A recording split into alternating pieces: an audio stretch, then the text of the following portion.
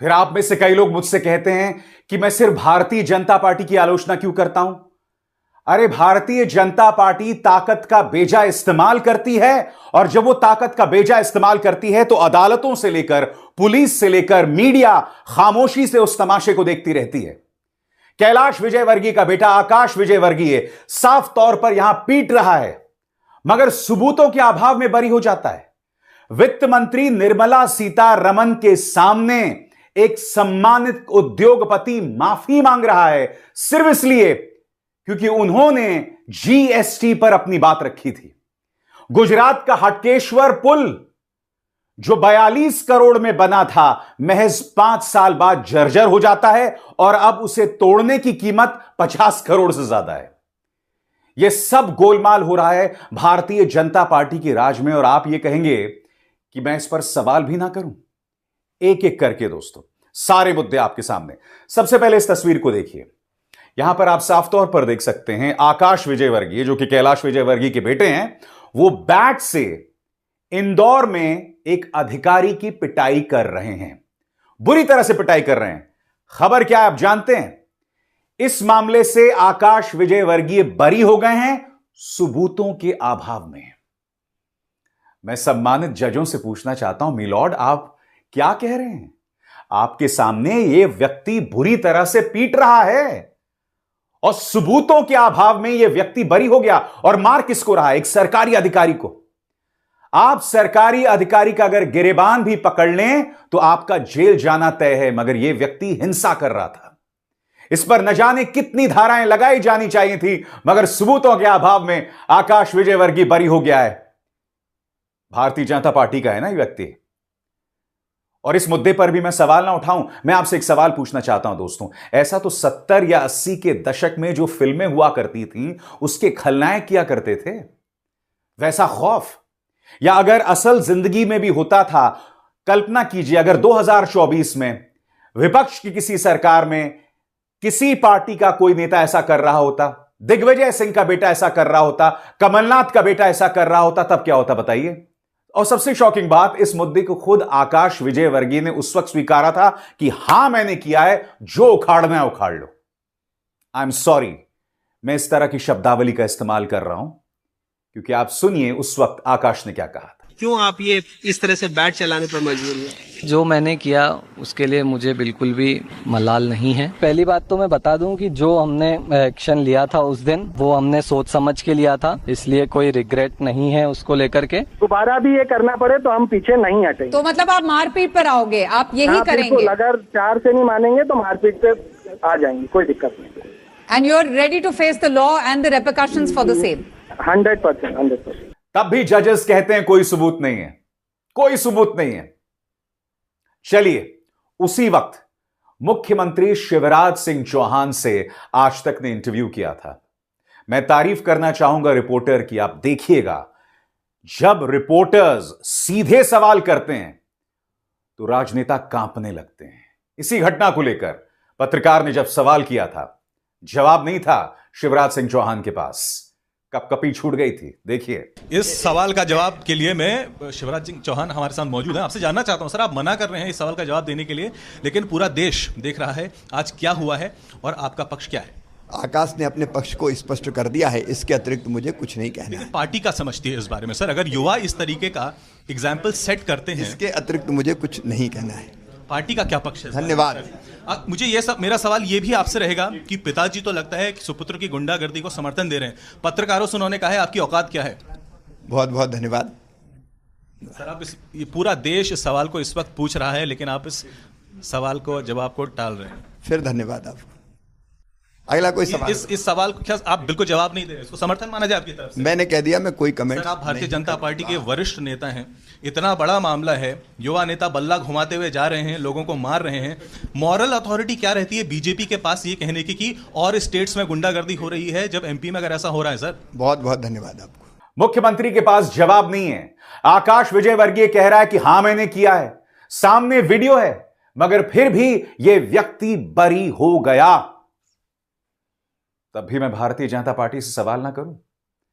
Bharatiya Janata party के राज्यों में सेना के अफसरों की पिटाई होती है और उनकी महिला मित्रों के साथ सामूहिक दुष्कर्म होता है, मगर साहब मजाल है आप किसी गोदी मीडिया में प्राइम टाइम में उसकी चर्चा सुने।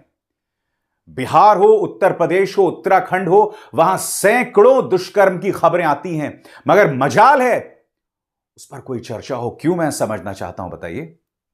यहां पर एक व्यक्ति पीट रहा है, उसे बरी कर दिया अदालत ने। ऐसे में आम इंसान क्या उम्मीद कर सकता है? क्या उम्मीद कर सकता है, बताइए ना। अरविंद केजरीवाल, के कविता, उमर खालिद, सबको आप जेल में डाल देते हैं।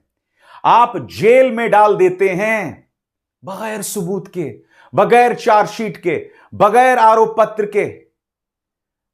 उमर खालिद पांचवा साल प्रवेश कर रहा है इस व्यक्ति का जेल में। क्यों जेल में, हम नहीं जानते हैं।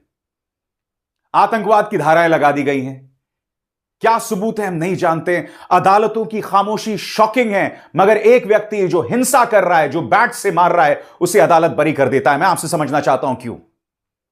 मैं आपसे समझना चाहता हूं किसी अरविंद केजरीवाल, के कविता, उमर खालिद और दूसरी तरफ भारतीय जनता पार्टी के नेताओं, बच्चों, गुंडों, बिगड़ैल और दोरपल्ली ट्रोल्स, इनमें फर्क क्यों है?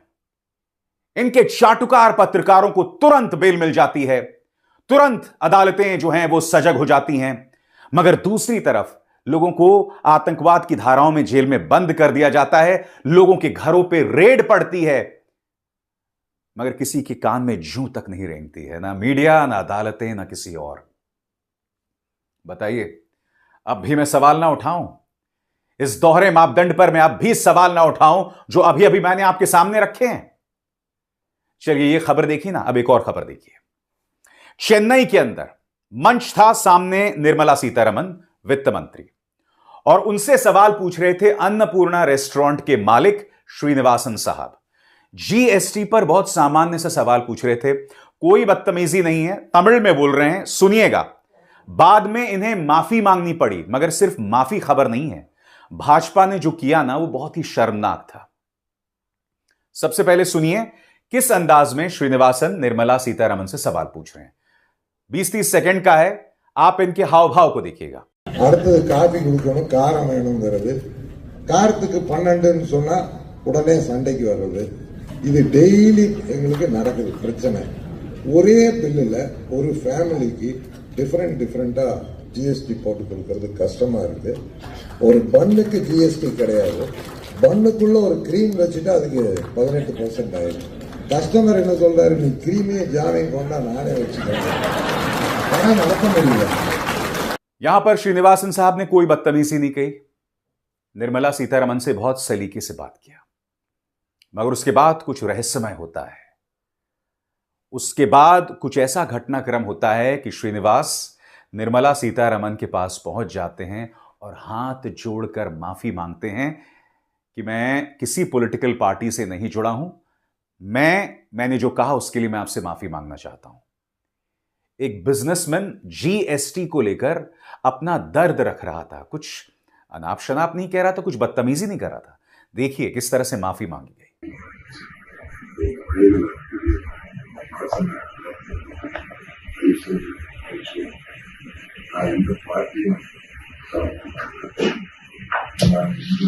ये वीडियो भारतीय जनता पार्टी के प्रचार तंत्र ने लीक कर दिया।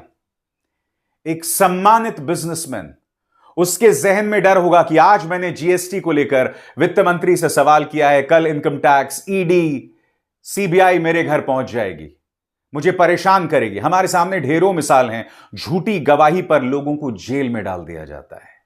श्रीनिवासन साहब को इसलिए डर था, इसलिए वो वित्त मंत्री के पास आए। वित्त मंत्री का अहंकार देखिए और भाजपा की बेशर्मी देखिए। एक सम्मानित बिजनेसमैन माफी मांग रहा है, बात वहां पर खत्म हो जाती, आपने उसे लीक कर दिया। आपको शर्म आती है? और फिर आप ये कहते हैं मैं सिर्फ भाजपा से सवाल क्यों करता हूं।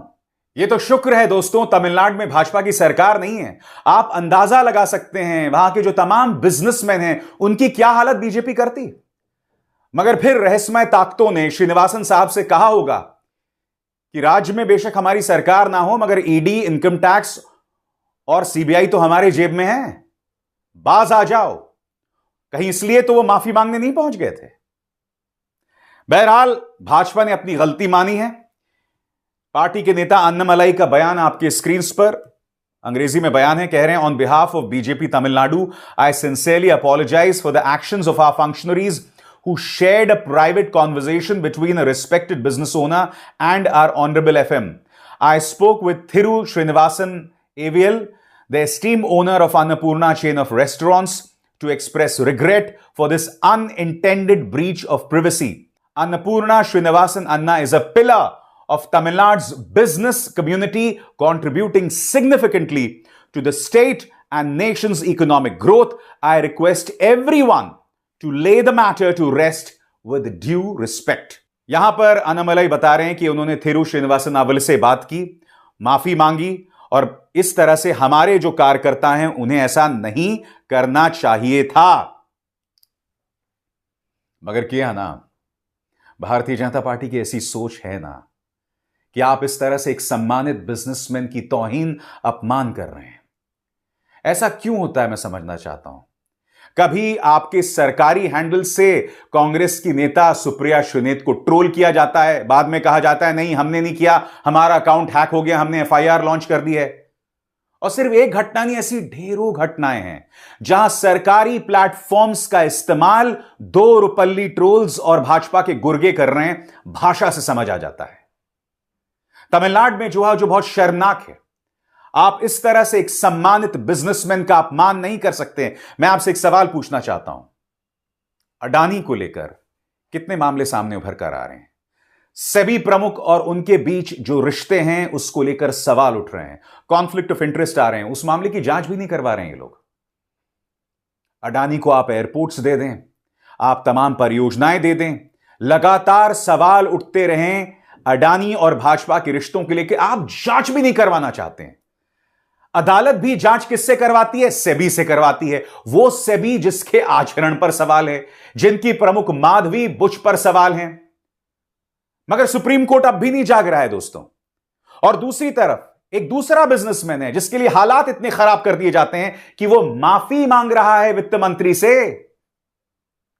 अब भी मैं बीजेपी से सवाल ना करूं इस मुद्दे को लेकर। राहुल गांधी ने सवाल किया है दोस्तों, जिस तरह से श्रीनिवासन साहब की तौहीन की गई, उनका पूरा बयान अंग्रेजी में। वो कह रहे हैं, when the owner of a small business like Annapurna restaurant in Coimbatore asks our public servants for a simplified GST regime, his request is met with arrogance and outright disrespect. यहां पर राहुल गांधी कह रहे हैं, जब एक छोटे से बिजनेस के मालिक जो कि कोयम्बटूर में हैं, जब वो जीएसटी को आसान करने की अपील करते हैं, तो जवाब आक्रामकता, बदतमीजी और अहंकार से मिलता है। आगे राहुल कहते हैं, yet when a billionaire friends seek to bend the rules, change the laws or acquire national assets, Modi ji rolls out the red carpet। यहां पर अडानी की तरफ राहुल गांधी का इशारा है, मगर जब एक अरबपति दोस्त अपनी तरफ से कुछ कहता है तो प्रधानमंत्री लाल कालीन उनके लिए बिछा देते हैं। आगे, our small business owners have already endured the blows of demonetization, an inaccessible banking system, tax extortion, and a disastrous GST. The last thing they deserve is further humiliation. Rahul Gandhi यहां कह रहे हैं कि हमारे बिजनेसमैन को लगातार जीएसटी, बैंकिंग सिस्टम, जिस तरह से वसूली की जा रही है करों के नाम पर, इनकम टैक्स के नाम पर, इसका वो सामना कर रहे हैं और अब उनकी बेइज्जती की जा रही है। राहुल गांधी का मानना है कि भारतीय जनता पार्टी के जो अहंकार हैं वो बहुत फ्रेजाइल हैं, वो बहुत कमजोर हैं। कोई भी इनसे सवाल कर ले तो ये बौखला जाते हैं और ये हर तरफ दिखाई देता है। सुनते हैं इस मुद्दे पर सुप्रिया श्रीनेत ने क्या कहा। लोगों को आमंत्रित किया था, निर्मला सीतारमण वित्त मंत्री हैं, उनसे मिलने के लिए। कोयम्बटूर के तमाम बिजनेस भी उसमें आए थे। उसमें से एक श्री अन्नपूर्णा स्वीट्स के वहां के ओनर श्री श्रीनिवासन जी थे। उन्होंने खड़े होकर अपनी व्यथा बताई।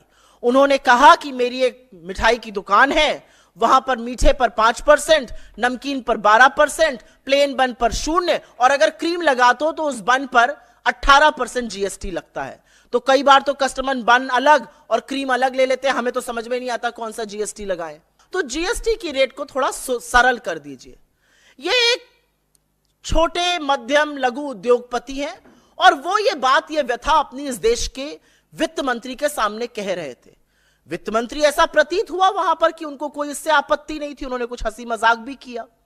लेकिन 24 घंटे के अंदर उनको अलग से बुलाया जाता है, श्री अन्नपूर्णा जी के मालिक को, और उनसे माफी मंगवाई जाती है। चोरी से पीछे से उनका वीडियो रिकॉर्ड होता है। मुझे नहीं पता उनका कंसेंट, उनकी सहमति भी इसमें थी कि नहीं थी। उनका वीडियो रिकॉर्ड किया गया और उस वीडियो को बीजेपी की तमिलनाडु इकाई ने अपने ऑफिशियल हैंडल्स पर डाला। इसका क्या मतलब है?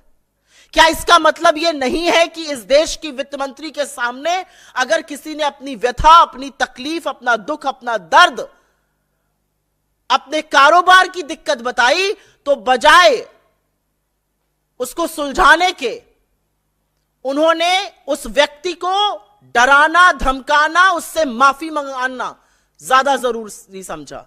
अब भी मैं भाजपा से सवाल ना करूं, बताइए। चलिए एक और खबर मैं आपको बताता हूं दोस्तों। खबर गुजरात की है। अजय इंफ्रा 2017 में एक पुल बनाता है। 5 साल में वो पुल जर्जर होने लगता है। 42 करोड़ में अजय इंफ्रा ने यह पुल बनाया था। कुछ ही सालों बाद उसकी हालत खराब हो जाती है दोस्तों, हालत खराब हो जाती है। मेरी बात का विश्वास ना हो तो चलिए गोदी मीडिया ही देख लो, आज तक की रिपोर्ट देख लो। हालांकि आज तक ने भी इस पे प्राइम टाइम डिबेट नहीं किया होगा। कोई सवाल करेगा, कोई पड़ताल करेगा कि अजय इंफ्रा ने भाजपा को गुप्त चुनावी चंदे के जरिए कितना पैसा दिया? दोस्तों इस रिपोर्ट में आप देखिएगा, जो पुल है ना, एकदम चूरा चूरा हो गया है, एकदम रेत हो गया है। यहां एक बहुत बड़ा पुल का हादसा हो सकता था। मत भूलिए मोरबी पुल हादसा। जब वो मोरबी पुल हादसा हुआ था तब तिहाड़ी पत्रकारों ने जनता पर इसका दोष मढ़ा था। शुक्र है वक्त से पहले इस पुल को तोड़ा जा रहा है, यहां पर भी एक बड़ा हादसा होता। और अगर हो भी जाता ना, जनता फिर भी नहीं जागती और फिर दोष भी जनता पर ही मढ़ा जाता। सुनिए हाटकेश्वर पुल पर क्या कह रहा है आज तक। अहमदाबाद के जर्जरित हाटकेश्वर ब्रिज पर फिलहाल मेरी मौजूदगी है। यह ब्रिज साल 2017 के अंदर अजय इंफ्रा नाम की कंपनी की तरफ से बनाया गया। अहमदाबाद नगर निगम की तरफ से हाटकेश्वर चौराहा, जो कि आप मेरे बिल्कुल पीछे की तरफ देख पा रहे हैं, जहां पे ट्रैफिक देखा जा रहा है, और इस रोड के ऊपर जिस प्रकार से ट्रैफिक हो रहा था उसके विकल्प के रूप पे ये हाटकेश्वर ब्रिज का निर्माण साल 2017 में किया गया। और जब ये ब्रिज का निर्माण किया गया उस वक्त अजय इंफ्रा की तरफ से दावा किया गया था कि ये ब्रिज की आयु आने वाले 100 साल तक की रहेगी। लेकिन साल 2022 के अंदर ये ब्रिज जर्जरित घोषित करना पड़ा। ब्रिज निर्माण के अपने 5 ही साल में जर्जरित घोषित हो गया। मैं मेरे सहयोगी साजिद जी से भी कहूंगा आपको जो दृश्य हैं वो भी दिखाएंगे, क्योंकि इसमें जो गिट्टी का इस्तेमाल किया गया उसकी साइज देखकर अंदाजा लगा सकते हैं। जिस प्रकार से मिट्टी इसमें हाथ में आ रही है, आप देख के अंदाजा लगा सकते हैं कि इस ब्रिज की किस प्रकार की गुणवत्ता और खास करके किस प्रकार के मटेरियल का इस्तेमाल करके इस ब्रिज का निर्माण किया गया, किस प्रकार का भ्रष्टाचार इस ब्रिज को बनाने के लिए अजय इंफ्रा के द्वारा किया गया होगा। बताइए ना दोस्तों, क्या अब भी मैं भारतीय जनता पार्टी से सवाल ना करूं? क्या अब भी भारतीय जनता पार्टी को कटघरे में ना रखा जाए? कब तक हम खामोशी से तमाशा देखते रहेंगे? मैं आपसे सवाल पूछना चाहता हूं। मैंने आपको 3 मिसाल बताई, तीनों अलग अलग। आज की तारीख में ढेरों खबरें आ रही हैं। महिला सम्मान को लेकर ये लोग कोलकाता में बवाल करते हैं, मगर इनके अपने राज्यों में जो हो रहा है इस पर किसी की निगाह नहीं है। कोई उसे कटघरे में नहीं खड़ा कर रहा है। बिहार में एक मासूम के स्तन काट दिए जाते हैं, उसे मौत के घाट उतार दिया जाता है। ये लोग महिला सम्मान की बात करते हैं, मगर एक राम रहीम के प्रति, कुलदीप सिंह सेंगर के प्रति, बृजभूषण शरण सिंह के प्रति इनका क्या रवैया है हम सब जानते हैं। इन्हीं के पार्टी में ऐसे कई नेता, ऐसे कई मंत्री हैं जिनके आचरण पर सवाल है, मगर इन्हें कोई कटघरे में नहीं रखेगा। यह सवाल किया जाना चाहिए दोस्तों। इस अन्याय पर, इस नाइंसाफी पर हम खामोश नहीं रह सकते हैं। मैं ये खबरें आपके सामने इसलिए ला रहा हूं क्योंकि ये पिछले 1 हफ्ते की खबरें हैं। मैं हर हफ्ते इसी तरह की ज्यादती की खबरें जो है ना वो दिखा सकता हूं, इसी तरह की नाइंसाफी खबरें आपके सामने लाता रहा हूं। आप में से कई लोग कमेंट सेक्शन में आके मुझे गाली देते हैं कि मैं भाजपा से सवाल क्यों करता हूं। अरे क्यों ना करूं भाई, ऐसी नाइंसाफी होगी तो क्यों ना सवाल करूं। जनता को अगर धर्म का धतूरा पिलाकर तुमने खामोश कर रखा है तो मैं तो खामोश नहीं होने वाला हूं। मैं सवाल करूंगा, क्योंकि एक नागरिक होने के नाते यह मेरी जिम्मेदारी है, एक पत्रकार होने के नाते मेरी जिम्मेदारी है। मैं पीछे नहीं हटने वाला हूं, सवाल करता रहूंगा। अभिसार शर्मा को दीजिए इजाजत। नमस्कार। स्वतंत्र और आजाद पत्रकारिता का समर्थन कीजिए, सच में मेरा साथी बनिए। बहुत आसान है दोस्तों, इस ज्वाइन बटन को दबाइए और आपके सामने आएंगे ये 3 विकल्प, इनमें से एक चुनिए और सच के इस सफर में मेरा साथी बनिए।